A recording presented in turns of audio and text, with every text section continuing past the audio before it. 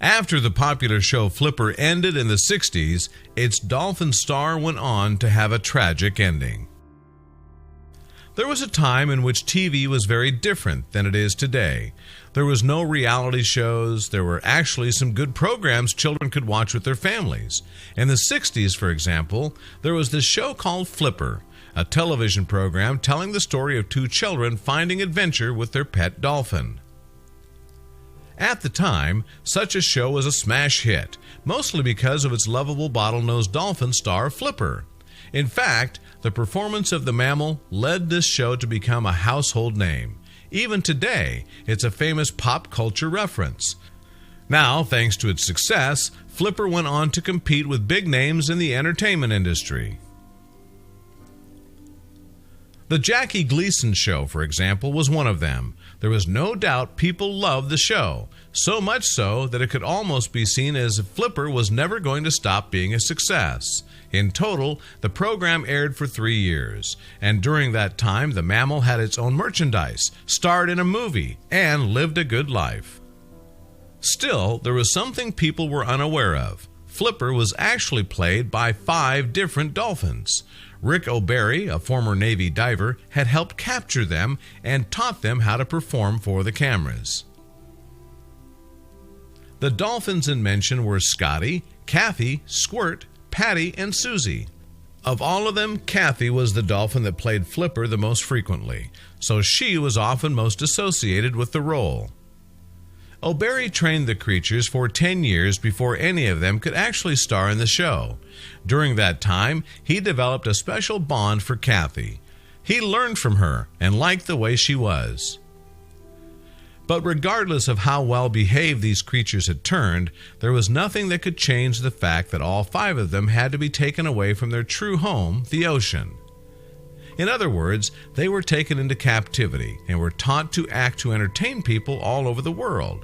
Unfortunately, things came to an end when in 1967, the NBC decided to cancel the show. As it often happens, they forget about the stars. In this particular case, they forgot about Kathy. The lovable mammal went on from being a well-trained creature to being kept in an enclosure all by herself at the Miami Sea Aquarium. There, she had no contact with any other animal, which you can imagine was very hard for her. Kathy was accustomed to being near humans and other dolphins, so being left alone clearly made her life miserable. Soon, she got worse, and no one knew how to help her. When O'Barry went to visit the mammal at the Sea Aquarium, he found out she was worse than he had imagined. She was farther gone than anyone realized. I knew she was tired of suffering, he said to the Huffington Post in an interview. She was living a miserable life, and she was tired of being miserable, he concluded. Over 3 decades later, in 2009, O'Barry talked a bit more about Kathy's behavior in his film, The Cove. She was really depressed, the trainer said in the movie. I could feel it, I could see it, and she committed suicide in my arms. Now, the concept of a dolphin committing suicide is indeed something people find very unlikely to happen. However, the former trainer went on to explain it is actually possible. According to him, Kathy stopped breathing on purpose. She continued to explain how dolphins and other whales are not automatic breathers. Therefore, unlike us, every breath they take is a conscious effort. Finally, as if all of that was not heartbreaking enough, O'Barry kept describing the last minutes of life lovable Kathy had. He said she swam into his arms, looked right at him in the eye, took a breath, and didn't take another one. Of course, this devastated the former trainer. He had lived with the dolphin for several years. In fact, out of all the dolphins he had trained, Kathy was his favorite. Unfortunately, just as it happened with her, other dolphins also went on to experience the same kind of depression that led them to end with their lives. And even though Kathy was the only one of the dolphins that once played Flipper that committed suicide, there were separate cases in which other dolphins were chosen to be used in different projects that also met the same end. In the mid-60s, for example, naturalist Margaret Howe Lovett worked with a dolphin called Peter on a research project founded by NASA. The goal was to teach Peter to replicate human speech. The two of them spent so much time together that he ended up becoming physically infatuated with her.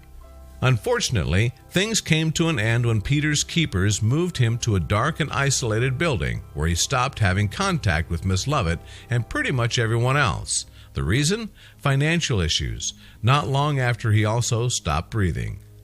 Carers came to the conclusion that he willingly decided to do so. With this in mind, it was clear as water, dolphins are also capable of feeling depressed. Sadly, O'Barry learned that the hard way. "I lived with Kathy for several years," he said in his movie. "She committed suicide. She died in my arms, and I experienced that," the former trainer added. The following years after Kathy's death, O'Barry could never get rid of that feeling of guilt for taking the poor animal captive in the first place. He went on to think she probably could have been much happier if she was never taken out of her home. The dolphin was gone, and there was nothing anyone could do to bring her back. However, the unfortunate event caused the former trainer to change his life, so much so that in 1970 he formed a non-profit organization called the Dolphin Project, a charity dedicated to freeing captive aquatic mammals. And to this day, O'Barry continues to fight to prevent what happened to Kathy ever happening again.